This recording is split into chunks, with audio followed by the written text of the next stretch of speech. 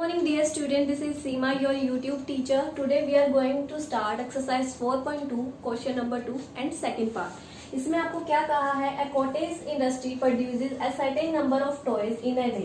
एक cottage industry है, वो कुछ toys जो है एक दिन में बनाती है. हमें ये नहीं पता कि वो कितने toys बनाती है, बस बनाती है. तो आगे क्या कहा है, the cost of production of each toy, यानी एक टॉय की, हर टॉय की जो कॉस्ट ऑफ प्रोडक्शन है वो हमें कुछ इस तरीके से गिवन है, 55 minus the number of toys produce in a day. Number of toys produce in a day यानी एक दिन में जितने टॉयज बनाए गए हैं. और particular day the total cost of production, यानी एक दिन में अगर हम टोटल कॉस्ट देखें कि भी हमने नंबर ऑफ टॉयज जो है बना लिए हैं, वो हमें नहीं पता कितने हैं, लेकिन उनकी जो टोटल कॉस्ट है वो कितनी है, 750. We would like to find out the number of toys produce on that day. तो हमें कॉस्ट पता है सभी टॉयज की, लेकिन हमें क्या फाइंड करना है कि कितने नंबर ऑफ टॉयज एक दिन में बनाए जाते हैं. तो हम क्या कर लेंगे, let number of toys produced in a day be X. इसको हम मान लेते हैं एक्स. जो टॉय की कॉस्ट है उसको हमें अज्यूम करना पड़ेगा. इन्होंने क्या बोला था, cost of production of each toy. तो कॉस्ट ऑफ ईच टॉय बी क्या हो जाएगी, was found to be 55 minus the number of toys produce in a day. Number of toys produce in a day उसे तो हम एक्स लेट कर चुके हैं. यानी यहां से हमें क्या पता लग रहा है कि जो टॉयज प्रोड्यूस किए जाते हैं एक दिन में वो एक्स हो गया, और एक टॉय की कॉस्ट क्या होगी, 55 माइनस एक्स. तो अगर अकॉर्डिंग टू क्वेश्चन अगर हम चलें, अगर नंबर ऑफ टॉयज हमें पता नहीं है वो एक्स है, और एक कॉस्ट की टॉय 55 माइनस एक्स है, तो दोनों को क्या कर देंगे, मल्टीप्लाई. इनका जो टोटल कॉस्ट ऑफ प्रोडक्शन है वो कितनी है, 750. तो अब हम इसको सॉल्व कर लेते हैं, इसकी इससे मल्टीप्लाई, इसकी इससे मल्टीप्लाई. ये आपका हो गया 55 माइनस 55x माइनस एक्स की एक्स से एक्स स्क्वायर इक्वल टू 750. अब पावर वाइज लिख लेते हैं हम, माइनस एक्स स्क्वायर, फिर हम लिख लेंगे 55x 750 हम इधर ले आएंगे इक्वल टू 0. कभी भी एक्स स्क्वायर के साथ हमें नेगेटिव नहीं रखेंगे, तो नेगेटिव साइन कॉमन ले लेंगे तो सभी के साइन जो है चेंज हो जाएंगे. माइनस है तो प्लस हो जाएगा, और प्लस है तो माइनस हो जाएगा. तो ये आपकी जो है इक्वेशन आ चुकी है. तो अब हम क्या करेंगे, हमारा फर्स्ट स्टेप क्या होता है, यहाँ पे हम चेक करें कि ए बी और सी की वैल्यू क्या है. तो ये रफ वर्क है आपका. ए की वैल्यू क्या हो जाएगी 1, बी की वैल्यू क्या हो जाएगी -55, सी की वैल्यू क्या हो जाएगी 750. अब हम यहाँ पे क्या करते थे कि फर्स्ट की लास्ट से मल्टीप्लाई करते थे, तो ये हो जाएगा आपका 750. सबसे पहले 2 3 जा 6, 2 7 जा 14, 2 5 जा 10. नाउ 3 1 जा 3, 3 2 जा 6, 3 5 जा 15. अब ये 5 पे जाएगा. 5 2 जा 10, 5 5 जा 25. नाउ 5 5 जा 25, 5 1 जा 5. अब हमें क्या करना है, हमने फैक्टर्स बना लिए हैं. एक्स का कोफिशिएंट आपके पास -55 है, तो ये हमें क्रिएट करना है. तो ये हो गया 2 3 जा 6, 6 5 जा 30, ठीक है, और 5 5 जा 25. तो ये मैंने दो पेयर यहाँ पे ले लिए. अब बड़े के आगे मुझे नेगेटिव रखना पड़ेगा, क्योंकि यहाँ पे नेगेटिव है. यहाँ पे मैं -30 कर दूं और यहाँ पे भी माइनस कर दूं, तो माइनस माइनस प्लस हो गया, आपके पास 55 जो है बन गया, और बड़े के साथ क्या है, नेगेटिव. और अगर ये आपका पेयर क्या है, सही बन रहा है, कोफिशिएंट आ रहा है हमारे पास. अब इन्हीं दोनों को अगर हम मल्टीप्लाई करें तो हमारा जो 750 है वो क्रिएट होना चाहिए, जिसके हमने फैक्टर बनाए हैं. तो माइनस माइनस प्लस हो गया. 30 को 25 से मल्टीप्लाई करेंगे तो आपके पास 750 आ जाएगा. यानी दोनों ही पेयर यहाँ पे सेटिस्फाई हो रहे हैं. तो हम क्या करेंगे, एक्स स्क्वायर, फिर ये जो प्लस माइनस वाला है ये वाला आपने इंक्लूड करना है. तो ये हो जाएगा -30x -25x, और लास्ट में आपके पास है 750 इक्वल टू 0. अब हम क्या करेंगे, यहाँ से और यहाँ से कॉमन ले लेंगे. इसके पास 2x है, इसके पास 1x है, तो 1x बाहर आ गया तो सिर्फ इसके पास x बचा. इससे x बाहर जा चुका है तो सिर्फ 30 बचेगा. अब देखिए यहाँ पे x के साथ पॉजिटिव है, लेकिन यहाँ पे x के साथ नेगेटिव है. इस कांस्टेंट टर्म के साथ नेगेटिव है और यहाँ पे पॉजिटिव है, यानी साइन चेंज है, तो हम नेगेटिव साइन कॉमन ले लेंगे. और x तो कॉमन आएगा नहीं, क्योंकि इसके पास है और इसके पास नहीं है. लेकिन हम 25 कॉमन ले सकते हैं. वो कैसे, 25 वन जा 25, सिर्फ x बचा, नेगेटिव से पॉजिटिव में कन्वर्ट हो जाएगा क्योंकि नेगेटिव साइन हमने कॉमन लिया है, प्लस का क्या हो जाएगा माइनस। अगर आप 25 को मल्टीप्लाई करें 30 से तो आपका मल्टीप्लाई करने पर क्या बन जाएगा 750। अब यहाँ पे देखिए एक पेयर हो जाएगा x माइनस 25 और दूसरा ब्रैकेट में जो वैल्यू है वो आपकी सेम आनी चाहिए, हो जाएगा x माइनस 30।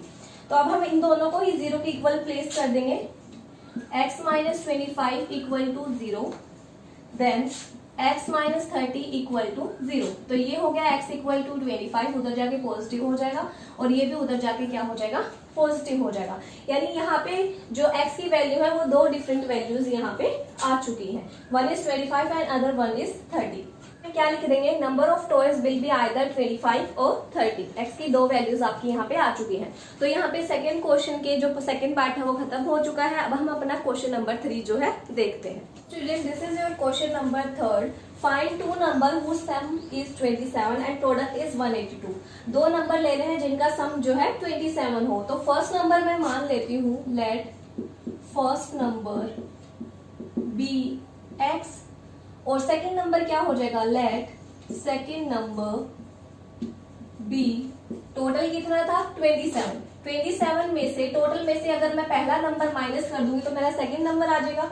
एक और एग्जांपल देती हूँ आपको, दो नंबर का सम 27 दिया, तो दो नंबर मैंने मान लिया x plus Y equal to 27 है, जिसमें मैंने पहले नंबर को क्या मान लिया x। तो दूसरा कैसे आएगा, यानी y कैसे आएगा, टोटल में से अगर मैं पहले वाला सब्ट्रैक्ट कर दूं तो मेरा दूसरा नंबर आ जाएगा। फिर इन दोनों नंबर का जो प्रोडक्ट है वो 182 दिया है। तो अब हम अकॉर्डिंग टू क्वेश्चन देखें,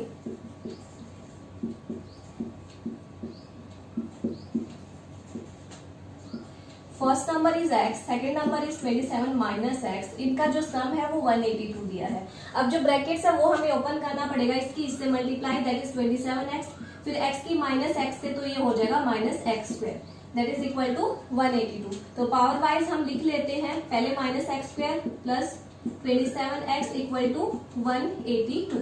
कभी भी एक्स स्क्वायर के साथ नेगेटिव सिंबल नहीं रखना है, इसलिए हम नेगेटिव साइन कॉमन ले लेंगे, ठीक है। तो जो माइनस का एक्स स्क्वायर है वो किस में कन्वर्ट हो जाएगा, पॉजिटिव में। सारे सिंबल क्या हो जाएंगे, चेंज हो जाएंगे। तो ये हो जाएगा माइनस 27x। और ये देखिए यहाँ पे मैंने ये स्टेप मिस कर दिया, अगर मैं माइनस 182 इधर ले आऊं, ठीक है, चलो कोई बात नहीं, मैं ये रिपीट कर देती हूँ। अभी देखो मैं सेम लिख रही हूँ, minus X square plus 27x minus का 182 मैं यहाँ पे ले आई। अब क्या करूंगी, कांस्टेंट टर्म भी मैं इधर ले आई हूँ, अब नेगेटिव साइन कॉमन ले लेती हूँ, तो साइन चेंज हो जाएंगे, ये पॉजिटिव, ये नेगेटिव और ये पॉजिटिव हो जाएगा। अब हमारा वही काम है, एक्स स्क्वायर का कोफिशिएंट ए की वैल्यू 1, एक्स का coefficient minus 27 that is b की value and constant term is 6। तो यहाँ पे देख लेते हैं, ए की 1 है, बी की वैल्यू है माइनस 27। ये आपका रफ वर्क है, आपने शो नहीं करना फेयर पेज पे। अब सी की वैल्यू है 182, तो हम क्या करते हैं, फर्स्ट और लास्ट की मल्टीप्लाई कर लेते हैं, तो बन जाएगा 182। इसके क्या करेंगे, फैक्टर्स बनाएंगे, तो ये हो जाएगा 2 9 18, 2 1 2, 7 पे जाएगा, 7 1 7, 7 3 21, नाउ 13 1 13। अब हमें क्या करना है, जो x का कोफिशिएंट है वो इन फैक्टर की हेल्प से क्रिएट करना है। x का कोफिशिएंट है माइनस 27, तो मैंने सोचा अगर 2 को 7 से मल्टीप्लाई कर दूं तो 14 आ जाएगा, और फिर आपके पास 13 है। तो ऐसा क्या सिंबल लगाऊं, प्लस लगाऊं या माइनस लगाऊं कि मेरा माइनस 27 बने। तो मैंने सोचा कि दोनों जगह ही माइनस लगा लेती हूँ, तभी ये ऐड होकर 27 बनेगा, ठीक है। अब ये तो देखिए माइनस 27 बन गया, ठीक है। अब हमें क्या करना है, ये 182 भी क्रिएट करना है इन्हीं की हेल्प से। अगर हमें मैं माइनस 14 को मल्टीप्लाई करूं माइनस 13 से, तो ये प्लस हो जाएगा, और 14 को 13 से मल्टीप्लाई करने पर आपका 182 जो है बन जाएगा। तो यदि दोनों सिचुएशन सेटिस्फाई हो रही है तो यहाँ पे हम लिख देंगे एक्स स्क्वायर, जो आपके फैक्टर्स थे वो यहाँ पे लिख दोगे, माइनस 14 एंड माइनस 13। एक्स आपका वेरिएबल है तो दोनों जगह जो है लगा दोगे, ठीक है। अब हम क्या ले लेंगे, यहाँ पे कॉमन ले लेंगे और यहाँ से भी। तो यहाँ पे एक तो x कॉमन आ रहा है क्योंकि दोनों जगह है, यहाँ से x कॉमन ले लोगे तो सिर्फ यहाँ पे x बचा, और यहाँ पे क्या रह जाएगा माइनस 14, क्योंकि x जा चुका है आपका। फिर सेम यहाँ पे देखिए x के साथ पॉजिटिव है, लेकिन यहाँ पे x के साथ नेगेटिव है, कांस्टेंट टर्म के साथ नेगेटिव है, यहाँ पे पॉजिटिव, तो यानी नेगेटिव साइन हमें कॉमन लेना पड़ेगा ताकि साइन जो है सेम कर सके, ठीक है। तो नेगेटिव कॉमन ले लिया मैंने, और एक आपका 13 कॉमन आ रहा है, ठीक है। 13 के टेबल में 13 भी आता है और 13 के टेबल में 182 भी आता है। तो देखो 13 1 जा 13, 1 लिखने की जरूरत नहीं है, सिंपल x लिख दोगे, माइनस का प्लस बन जाएगा और प्लस का माइनस बन जाएगा। क्यों बन जाएगा? क्योंकि नेगेटिव मैंने कॉमन लिया है। 13 के टेबल में 182 कितने पे जाता है? 14 पे जाता है। जो यहाँ पे होता है उसी से आप करके देखिए, ठीक है। अब हम देखें, एक आपका फैक्टर बन गया x माइनस 13, दूसरा आपकी ब्रैकेट में जो सेम है वो यहाँ पे एक बार लिख दोगे, x माइनस 14 इक्वल टू क्या हो जाएगा? 0। अब हम इन दोनों को 0 के इक्वल कर लेते हैं, x minus 13 equal to 0 and x minus 14 equal to 0। तो यहाँ से अगर 13 उधर ले जाएंगे तो ये पॉजिटिव आ जाएगी x की वैल्यू, और यहाँ से भी x को वैल्यू उधर ले जाएंगे तो ये भी क्या हो जाएगा? 14। तो यानी हमारे जो नंबर है, रिक्वायर्ड जो नंबर है, रिक्वायर्ड नंबर b 13 और 14, x की दो वैल्यू आ चुकी है, ठीक है। अगर मैं कहूँ आपको कि जो फर्स्ट नंबर x मैंने माना था, तो फर्स्ट जो x की वैल्यू है मैं 13 ले लेती हूँ।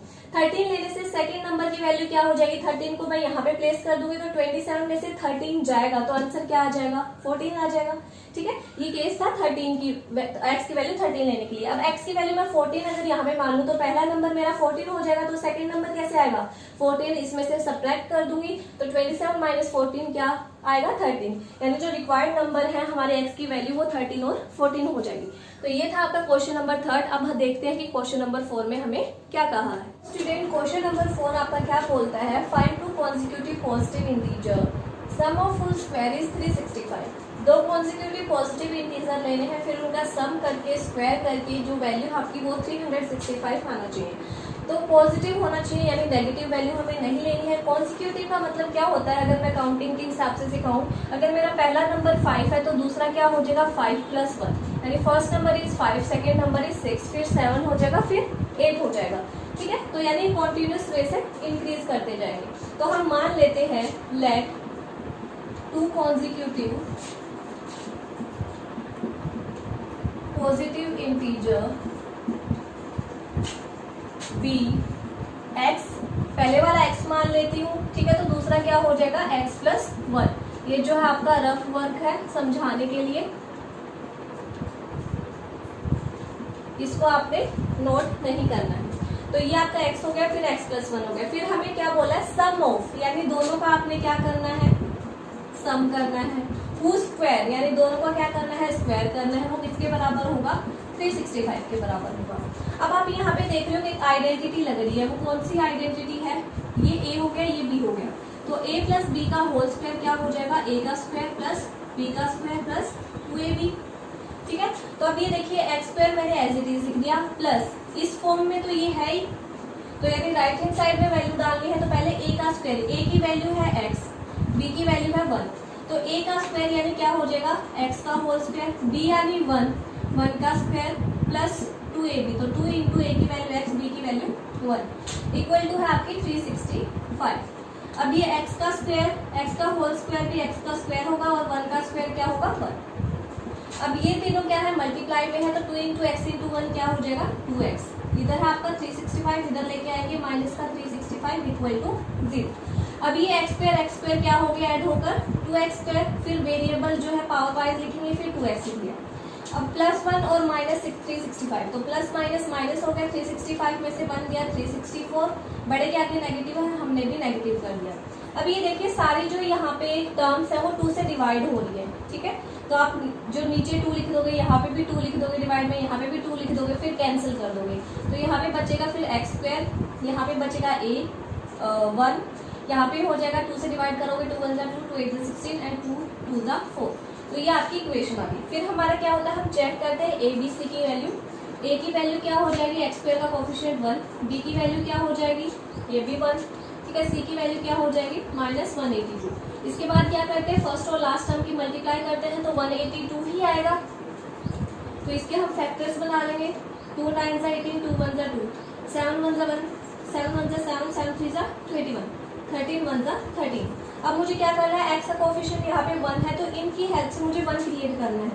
2 × 7 = 14, 14 में से अगर 13 सब्ट्रैक्ट करूँ तो मेरा 1 ही बनेगा, यानी x का कोफिशिएंट आ रहा है। और फिर इन दोनों को मल्टीप्लाई करने पर मेरा 182 बनना चाहिए, तो 14 को अगर मैं मल्टीप्लाई करूंगी -13 से तो मेरा ± 182 ही आ रहा है, ठीक है, यानी वह फर्स्ट और लास्ट को मल्टीप्लाई करने पर ये प्लस थी, ये माइनस थी, तो प्लस माइनस माइनस, ठीक है, -182 आ रहा है। तो यानी ये हमारी क्या हो जाएंगे, फैक्टर्स हो जाएंगे। तो यहाँ पे लिख देंगे एक्स स्क्वायर प्लस, पहला था 14x हो जाएगा, फिर 13 था तो ये 13x हो जाएगा। इन दोनों को सोल्व करने पे 1 बन रहा है। फिर आपका है -182 इक्वल टू 0। अब यहाँ पे कॉमन ले लेते हैं, इन दोनों में से क्या आएगा कॉमन, ठीक है, इन दोनों में से क्या कॉमन आएगा, यहाँ पे x कॉमन आ रहा है तो यहाँ पे बचा x प्लस 14। अब देखिए यहाँ पे ब्रैकेट में सारी टर्म्स पॉजिटिव है, तो यहाँ पे भी पॉजिटिव कैसे कर सकते हैं, नेगेटिव साइन कॉमन लेके, सिर्फ x रह जाएगा, नेगेटिव पॉजिटिव में हो जाएगा, ठीक है, और नेगेटिव वाला भी पॉजिटिव हो जाएगा, बाहर माइनस हमने लिया है। और क्या कॉमन आ सकता है, 13 कॉमन आ सकता है आपका यहाँ पे, 13 1 13, और 13 के टेबल में 182 कितने पे आता है, 14 पे आता है। तो आपके फैक्टर्स बन जाएंगे, एक हो जाएगा x माइनस 13 और एक ब्रैकेट वाला x प्लस 14 इक्वल टू 0। तो दोनों को 0 के इक्वल हम कर लेते हैं, तो x minus 13 equal to 0 and x minus 14 equal to 0, ठीक है, x प्लस 14 है। तो ये हो जाएगा x इक्वल टू 13, उधर जाके पॉजिटिव हो जाएगा और ये उधर जाके नेगेटिव हो जाएगा। लेकिन ये वाली x की वैल्यू तो हम कैंसिल कर देंगे, क्योंकि हमें सिर्फ पॉजिटिव इंटीजर लेने हैं, तो नेगेटिव वैल्यू नहीं आएगी। अब देखिए 2 कॉन्सिक्यूटिव पॉजिटिव इंटीजर की वैल्यू क्या हो जाएगी, अगर पहले वाला x है तो 13 हो गया, और दूसरे वाला 13 प्लस 1 क्या हो जाएगा, 14। तो 2 पॉजिटिव इंटीजर क्या आ गया आपके,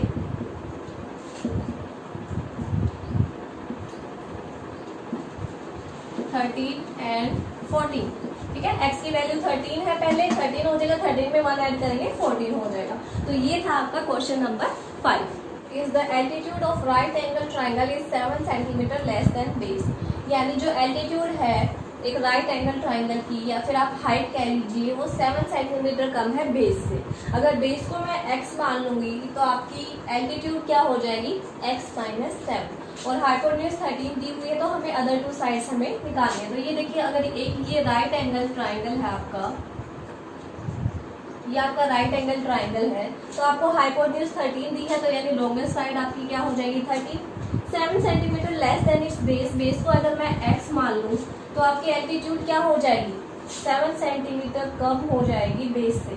तो बेस आपका x था 7 सेंटीमीटर कम, यानी -7। तो ये आपका एल्टीट्यूड यानी हाइट होगी, ठीक है, परपेंडिकुलर भी आप कह सकते हो, ये बेस हो जाएगी और ये हाइपोटेन्यूज हो जाएगी। तो यानी आंसर में हम लिखेंगे let the base of triangle be x and altitude of triangle be x minus 7, altitude, height and perpendicular। तो अब हम अदर 2 साइड कैसे फाइंड कर सकते हैं, by Pythagoras theorem, that is h square equal to p square plus b square. h square यानी hypotenuse का square, that is 13 का स्क्वायर इक्वल टू p का स्क्वायर यानी परपेंडिकुलर x माइनस 7 का होल स्क्वायर प्लस बेस का square, base is x तो इसका whole square. 13 का स्क्वायर यानी 13 को 2 टाइम्स मल्टीप्लाई करेंगे तो 169 आएगा।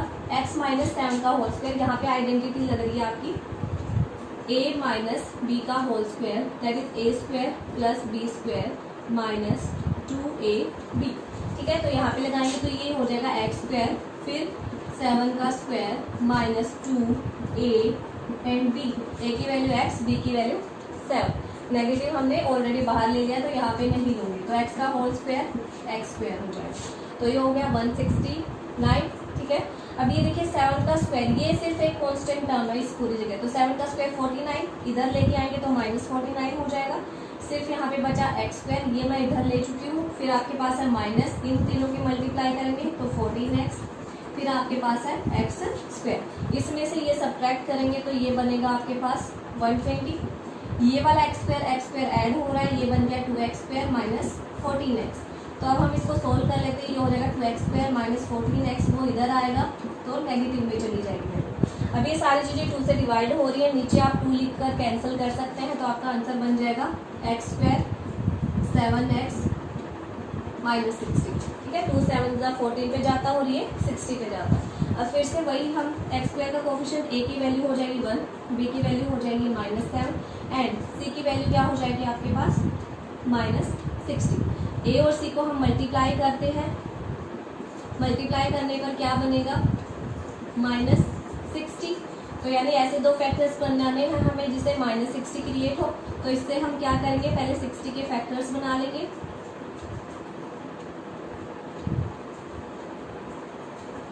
ठीक है, फैक्टर्स हमने बना लिए। फिर एक्स का कोफिशिएंट है आपके पास -7, तो इसमें से हम -7 कैसे क्रिएट कर सकते हैं। तो ये देखिए 2 2 ज़ा 4, 4 3 ज़ा 12।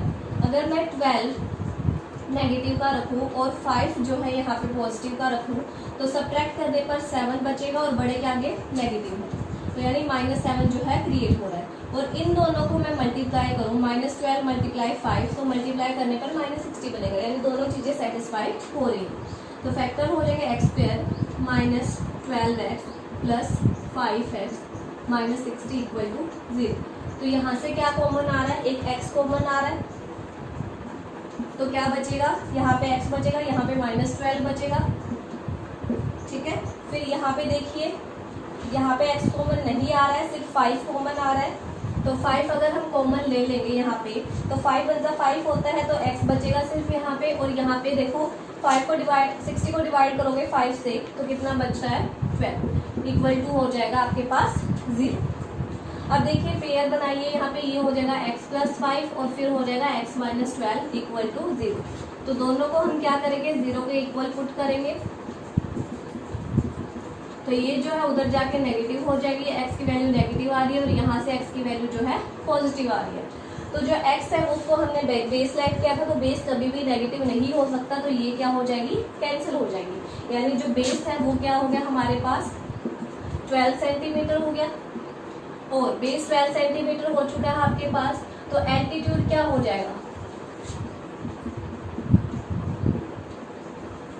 x - 7 यानी x की वैल्यू हमने 12 में से 7 गए, कितने हो जाएगा 5। तो यानी एल्टीट्यूड की वैल्यू आ चुकी है आपके पास 5 सेंटीमीटर। सो ये था आपका क्वेश्चन नंबर 5। आई होप जितने भी मैंने क्वेश्चन करवाए हैं आपको समझ आए होंगे। समझ आए तो प्लीज़ मेरी वीडियो को लाइक और सब्सक्राइब ज़रूर करें। Thank you so much.